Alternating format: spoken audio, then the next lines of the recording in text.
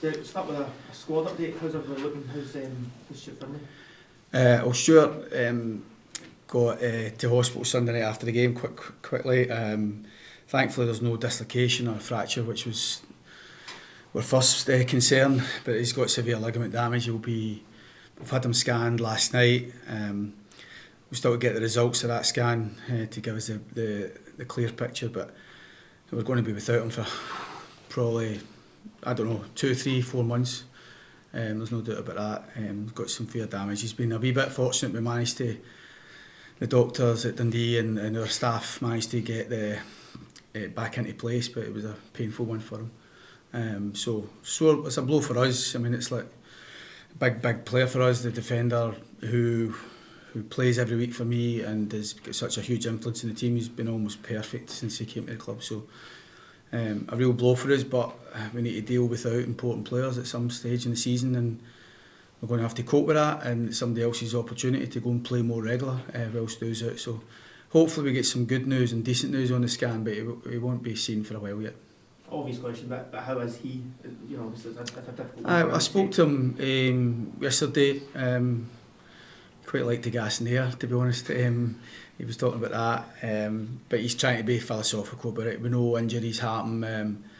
He is gutted, no doubt, and we just need to wait. Hopefully we get a favourable outcome. I mean, it could be a difference of maybe 7 or 8 weeks depending on the scan, so it could be from 2 to 3 months to 4 to 6 months potentially if it's the worst case scenario on the scan. So it's still up for debate, that, and hopefully gets a wee bit of good news, and that's what both of us are kind of talking about and kind of hoping for.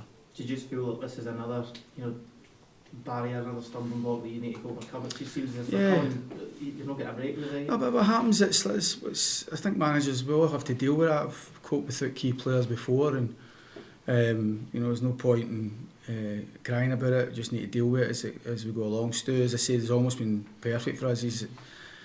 It's equivalent of Carter Vickers coming out of Celtic team for that team. That's how big an influence he is. You see key players and key positions, but like I say, it's up for others now to go and step in and take on that responsibility that he's shown for us since he came to the club. What did you make of Celtic last night? You thought they won the bad, aye. They make it easier. Yeah. No, listen, I think Celtic, I thought it was a top class performance. I think they're clearly improving. I think thought there was a maturity about the performance against a top class opponent. It wasn't so long ago I could hear all the pundits, and not all the pundits but a fair majority, saying that Celtic just can't match a top Bundesliga team after the Dortmund game. It's just not possible to do that, and you see last night that is the case. Rangers did it 2 or 3 years ago in the European run, beat top class German teams, and you need to be so confident with your work, so good with your work, and I thought Celtic were that last night.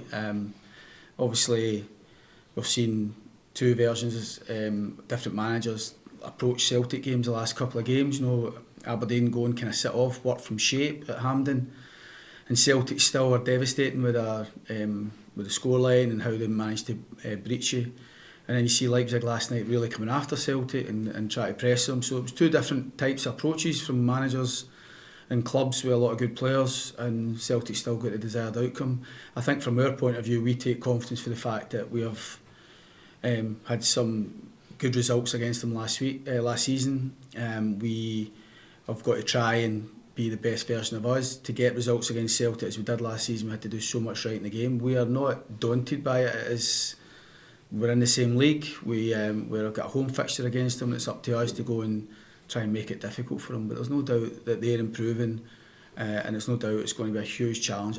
I do think they present the biggest challenge for all managers in the league, and they have done now for a period, and certainly on the pitch, my players will have to make so many good decisions on the pitch, in and out of possession. We have to be so organised, but we also first and foremost have to be confident in ourselves that we can get a result, and it's important that Celtic see that. They've got to feel that on Sunday. And hopefully, as I say, we can be good enough to make things at the very least uncomfortable. And if we can strike the first blow and get that first goal and get the confidence from that, then that's something we're going to try and do, of course, in the game. Just speaking to Brad there, talking about these matches against Old Firm, especially here, he was mentioning that this place, comes alive when these big teams come here, and there's no fear. There's a confidence that you can match them, you can go and maybe not go to toe with them, but certainly, as you said, make life difficult for them. That must give you a confidence that you can go into this one the same. Yeah, I think you've got to try and be that. I mean, to try and do that for 90 plus minutes is difficult from a physical output. But there's certainly got to be moments where you've got to try and feed off that. The place will be full, it's live on Sky, it's a proper game, it's like it's the type of games everybody wants to be involved in. We've got to try and make it, as I say, uncomfortable, and to make it uncomfortable we need to play well. So the intention's for us to play well, and the intention's for us, it's my job as manager to give my players and my team the best chance to win the game, and it's up to me how to set us up and how our approach is. And our approach won't be to sit back and just hopefully watch Celtic dictate and enjoy the game. There'll be times when Celtic's quality forces that, but it's not through design. And in those moments it's important that we are comfortable with that, comfortable when we're not really getting after them, and it's getting that fine balance, to be honest. But we've got to go and pick a team that we feel can cause Celtic problems at the same time, and that will be the intention. Let me ask you about Sunday. Was it particularly disappointing, not just because you were from a winning position, but you'd been getting some points on the board, building a bit of momentum? Was that a tough element of it? Well, we went into the game with 1 defeat and 8. We'd obviously a couple of those games recently, beating Rangers here, winning at Tynecastle. It was our third away fixture in a week, and we thought long and hard about taking it, but we didn't want to fall behind. We were already behind the fixture with 1 or 2 teams, and we utilised that weekend to play the game. We were good in the game. It was probably as good as we've played against Dundee, to be honest, and we did so much right in the game, but we were guilty of losing a couple of sloppy goals in particular. And it just shows you in football, it's sometimes, the game's never over, and we've got to make sure we play the whistle. We've tried to, I thought we were the team that looked more likely at one stage, but it's a sore one, and you have to overcome the disappointment from that. Listen, I think we're a point worse off than we were last season, and we had such a strong campaign.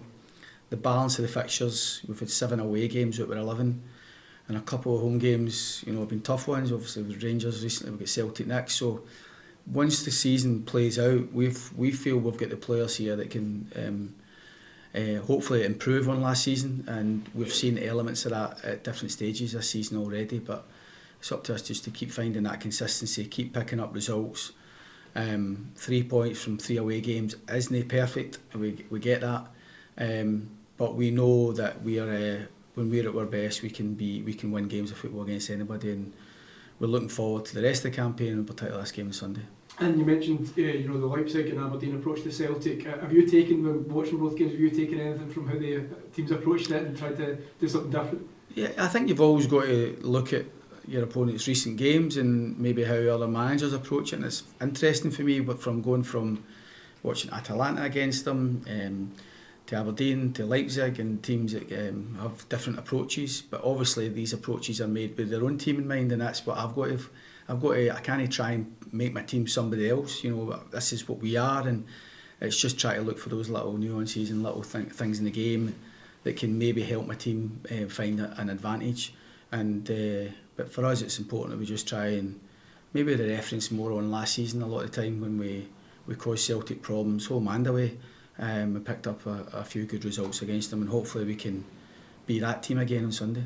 And what differences are from the Celtic of last season to the Celtic you might face on Sunday then? I think probably more familiarity. I think Brendan, with his own admission, was without Carter Vickers for a long spell. They were having to deal with maybe wider players maybe not being quite at the level, certainly than they are now. I think Kuhn and Maeda are top class wide players. They've got good options through the middle of the park. So I don't know if there's any difference. I think that probably that's just familiarity and the manager been a little bit longer to work with his team and maybe getting key players back from injury. Because I think he was having to deal with that a lot of the time last year. But I think they were still good enough to win the league, and they're still the team that poses teams like ourselves, and every manager the most challenges. But they're obviously coming down here in good form and a good frame of mind. But football can change quickly, and it's important for us to. I think they'll expect a tough game. I think they'll expect a certain type of game. In fact, they will. So, and it's important that we give them at the very least that. And just apart from Stuart Finlay, is there any other problems or concerns at all with the team? Yeah, Danny Armstrong's got a hamstring issue, had to come off against Dundee on Sunday. Felt it slightly before the game, felt it during the game, felt it a bit more at half time, and it was clear that for me he had to come off. So Danny's a doubt for the weekend, unfortunately. Stuart Finlay's is out. Everybody else is fit and ready to go. Us. Good man. Cheers. Cheers, Derek. Thank you, pal.